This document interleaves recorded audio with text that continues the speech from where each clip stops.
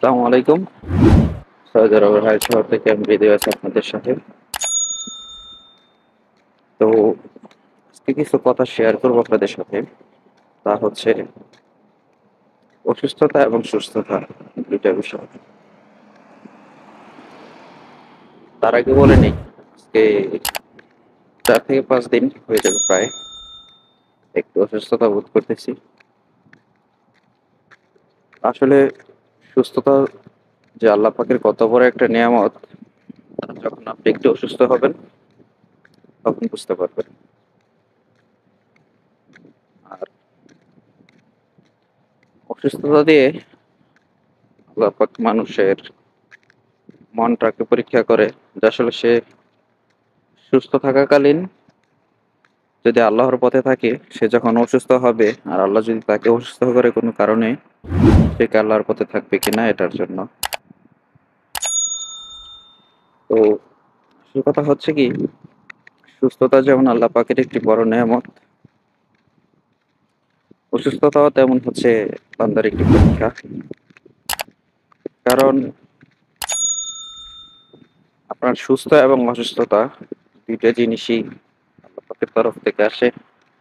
আর এটা আপনি আমি কেউ কোনোভাবেই অস্বীকার করার মতো কোনো সুযোগ নাই। তো আমরা অনেকে অনেক সময় বলে থাকি যে আল্লাহ কি শুধু আমাকেই দেখে আর কাউকে দেখে না? এতে আল্লাহ পাক নারাজ হন। আমরা যারা এসব কথা বলি এবং এসব কথা বলতে যাদের কাছে শুনি, তো তাদেরকে আমি একটি বিষয়ে সতর্ক করব বা একটি বিষয় বলতে চাই। আমরা এরকম কিছু কথা না বলি যাতে আল্লাহ পাক নারাজ হন।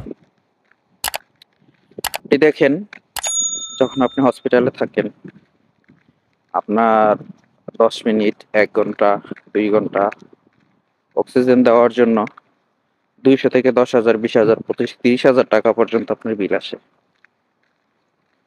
তো সেই ক্ষেত্রে আপনি জন্মলগ্ন থেকে এখন পর্যন্ত যতটুকু সময় পৃথিবীতে আছেন, সেই অক্সিজেনটুকুর দাম কত টাকা হইছে? আল্লাহ পাক তো আপনার কাছ থেকে তা নেয় নাই। এবং আপনাকে মৃত্যু পর্যন্ত তা থেকে ছাড় দিয়ে দিছে, শুধু আপনার এবাদতটুকু চাইছে। আল্লাহ নিজে বলছে যে মানবজাতি সৃষ্টি করছি আমি আমার এবাদতের জন্য। আপনার মানুষ জাতি আল্লাহ সৃষ্টি করছে আল্লাহর ইবাদত করার জন্য। ওই মানুষ জাতিকে আল্লাহ যখন পরীক্ষা করার, তখন তার পরীক্ষা নেন, অসুস্থতা দেন, সুস্থতা দেন, টাকা দেন, পয়সা দেন।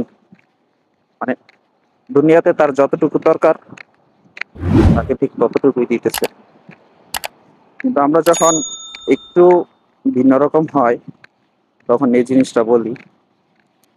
তো আপনাদের সাথে, আপনাদের সবার কাছে আমার একটা অনুরোধ থাকবে, আমরা যাদেরকে বলতে শুনবো যে আল্লাহ পাক কি শুধু আমাকে চোখে দেখেন আর কি কাউকে দেখেন না, আমরা তাদেরকে একটু স্মরণ করায় দিই যে তুমি যখন পৃথিবীতে আসছো তখন তুমি কিরকম ছিলা, যখন পৃথিবী থেকে চলে যাইবা তখন তুমি কিরকম হইবা। তো এটাই হচ্ছে বিষয়। আমরা সর্বদা আল্লাহ পাকের নেয়ামতের শুকর আদায় করি। আল্লাহ সবাইকে সুস্থ থাকার তৌফিক দিক। সবাই দোয়া করবেন আমার জন্য। আমি শারীরিকভাবে যতটুকু অসুস্থতা আছি, আল্লাহ যাতে সুস্থ করে দেন। আল্লাহ যাতে সুস্থতার নেয়ামত আল্লাহ যাতে সুস্থতার নেয়ামত আমাকে দান করেন এবং যখন অসুস্থ থাকি তখনও যেন তার পরীক্ষা কৃতকার্য হওয়ার সুযোগ দেন। আসলে আমরা প্রত্যেকটা মুসলিম ভাই, সবার জন্য সবাই দোয়া করব। জীবনে আপনি যখন চলতে যাবেন, চলার পথে অনেক অভিজ্ঞতা আসবে, দুঃখতা আসবে, অসুস্থতা আসবে। তখন একটা কথাই স্মরণ রাখবেন, যে আল্লাহ আমাকে অসুস্থতা দিয়েছে, সে আল্লাহ যদি চায় তাহলে আমি সুস্থ হব।